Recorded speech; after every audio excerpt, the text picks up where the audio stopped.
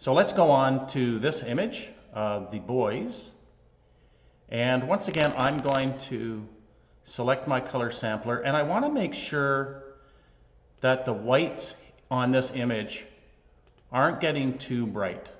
So I'm concerned that if I make adjustments here, they're going to become too bright and I will actually start to lose detail in this particular area. So what's the first thing I might do with this image? I'm going to come up to my hue and saturation again. And I don't really like the color of this yellow. It's a bit mustard-y for me, if that's an actual word, but we're going to make that up. So we're going to call it mustard-y. And I'm going to go into my yellow slider, and I'm just going to take it to extremes. And I just want to just take out the green cast to it. And let's saturate that just a tiny, tiny bit and make it a little bit brighter.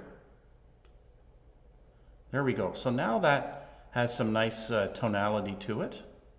And I'm going to do the same with my blue. So I'm going to come back to hue, and I'm going to take my blue slider and just take it to extremes for beginning. And I just want to make that blue a little more vibrant. So the blue builds in some contrast to the red, and I will just make this a little bit brighter. So there we go. And I'm going to come back into my main menu here, and I want to bring up this area a little bit, make it a little bit brighter. So I'm just going to boost my shadows. And what this does is it starts to balance out the tones in this area of the red with this area of the red. Now we can see that this area of the red is still too bright. Now I could take my highlight slider and make this sort of adjustment, but it's going to affect everything, and it's going to make the whites in here a little bit dark and a little bit muddy. So what I'm going to do is just make a minor adjustment here, and then come back into my graduated filter. And once again, as soon as I click on that, this whole menu changes for me. And I'm going to draw a graduated filter on a diagonal line.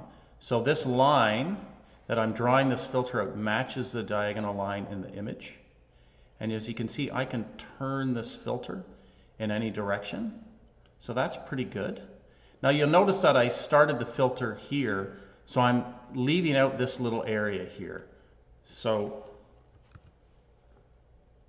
what I can do is go back and take my mouse over the green dot and pull that green dot and extend it up that way. So that looks pretty good. And maybe I'll just bring that red dot to about here. And now I can go into my exposure slider and adjust the exposure to make that a little bit darker.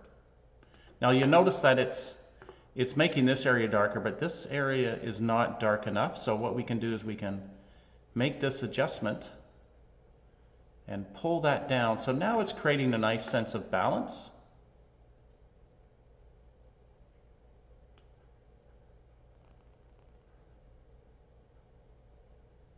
And there we go. So I would say that looks pretty good like that. Okay. And I'll come out of this filter, and I would just leave this image just like that. And that creates just a little more balance from this area to this area of the red.